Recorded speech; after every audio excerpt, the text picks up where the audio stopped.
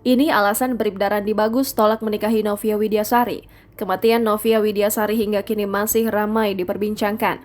Motif Novia bunuh diri di samping makam ayahnya karena diduga terus mendapat tekanan dari kekasihnya, Bribda Randi Bagus, untuk melakukan aborsi 2 kali, yakni saat usia kandungan Novia berusia hitungan minggu pada 2020 dan saat usia kandungan berusia 4 bulan pada 2021.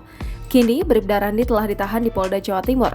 Randi akan dikenakan kode etik kepolisian pasal 7 dan 11 dan pasal pidana pasal 348 KUHP Jungto, pasal 55 KUHP dengan ancaman penjara maksimal 5 tahun.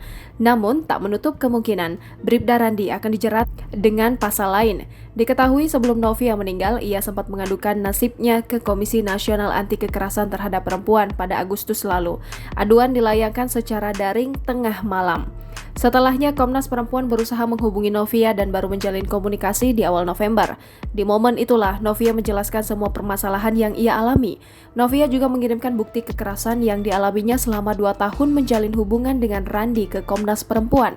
Lebih lanjut, Komisioner Komnas Perempuan Siti Aminah Tardi membeberkan alasan mengapa Randi menolak untuk menikahi korban. Korban awalnya meminta agar Randi menikahinya, namun keinginan itu ditolak pada Agustus 2021 lalu.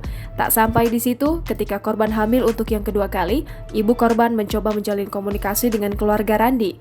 Namun, korban malah dituduh telah menjebak Randi agar ia bisa dinikahi.